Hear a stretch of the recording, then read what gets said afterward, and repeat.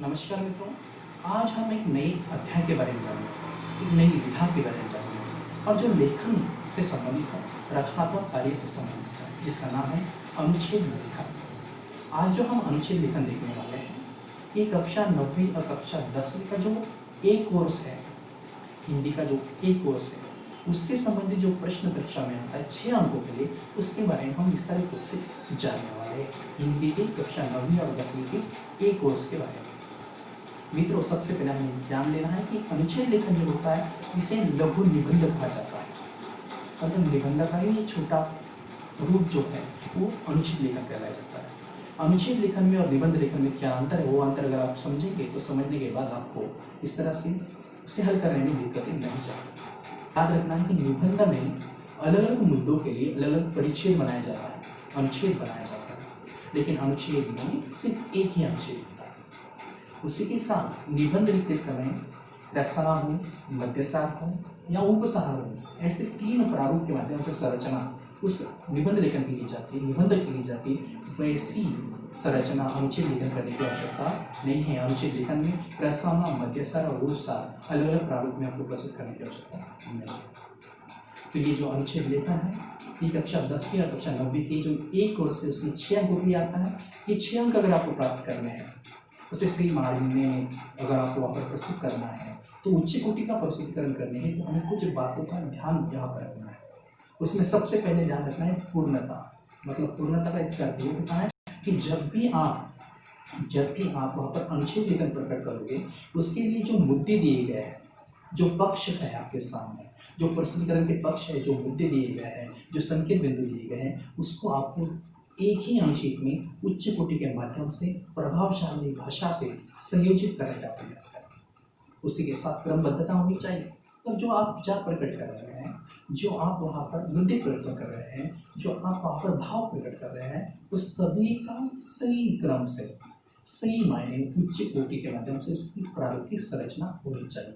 मतलब वहाँ पर जो है वो जो भी आप प्रकट करेंगे, जो भी प्रस्तुतिकरण करेंगे, वो तर्कसंगत होगा, तर्कसंगत विधि से होगा, लेकिन उसका क्रम भी आपको ध्यान में रखना है। उसी के बाद विषय के मतलब जो विषय आपको अनुच्छेद लेखन के लिए दिया गया है और उसकी सहायता के जो संकेत बिंदु दिए गए हैं, जो मुद्दे दिए गए हैं, वो प्रारंभ से अंत तक जब अनुच्छेद लेखन का आप लेखन करोगे तो एक ही सूत्र में बंधा हुआ आना चाहिए। जो केंद्रीय भाव आपका है अनुच्छेद का, उससे ही मिलता जुलता होना चाहिए, उससे ही सटा होना चाहिए, उससे ही एक क्रम के बाद क्रम से एक दूसरे से जुड़ा हुआ होना चाहिए। उसी प्रकार सामासिकता मतलब कम शब्दों में उच्च कोटि के माध्यम से अधिक बातें करने का प्रयास, अधिक बातें प्रस्तुत करने का प्रयास आपको करना है। कम शब्दों में अधिक बातें प्रस्तुत करने का प्रयास करना है।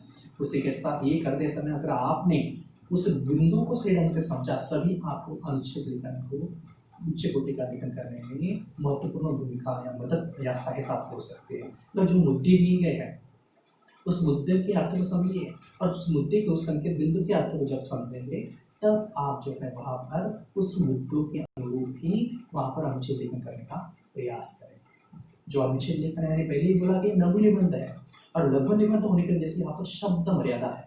और इस वजह से याद रखना है कि जब आपको परीक्षा में पूछा जाता है कि 80 से 100 शब्दों में किसी एक विषय पर मुद्दों की सहायता से या संकेत बिंदु की सहायता से अनुच्छेद लिखिए, तो याद रखना है कि ये ज़्यादा से ज़्यादा 10 से 15 पंक्तियों में आपका अनुच्छेद लेखन होना चाहिए, और वो एक ही अनुच्छेद में होना चाहिए, एक ही परिच्छेद में होना चाहिए। इसमें किसी प्रकार की परिच्छेद जो है आपको अलग अलग करने नहीं है।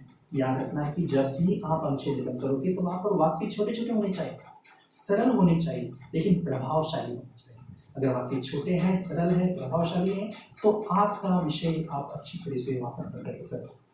और इस वजह से आपको अगर आपकी भाषा प्रभावशाली बनानी है, तो आपको वहाँ पर मुहावरे का प्रयोग करना है, लोकोक्तियों का प्रयोग करना है, और उच्च कोटि के जो शब्दार्थ होते हैं उसका प्रयोग कर आपको अनुच्छेद लेखन करने का प्रयास करें। हमेशा याद रखना कि आपका प्रस्तुतिकरण जो है वो संक्षिप्त होना चाहिए और कलात्मक होना चाहिए, प्रभावशाली होना चाहिए। और याद रखना है कि जब आप अनुच्छेद लेखन करोगे, तो अनुच्छेद लेखन करते समय जब अंत तक आप पहुँचोगे अनुच्छेद लेखन के, तब तक आपका जो निष्कर्ष है उस विषय का निष्कर्ष पता चलना चाहिए, या उस अनुच्छेद के माध्यम से आप जो सीख देना चाहते हैं या संदेश देना चाहते हैं, उस संदेश को भी हमें वहाँ पर हमें समझ में आना चाहिए। इतनी हमारी लेखन शैली पर हमने ध्यान रखते हुए उच्च कोटि से अनुच्छेद लेखन करने का प्रयास करना चाहिए। मतलब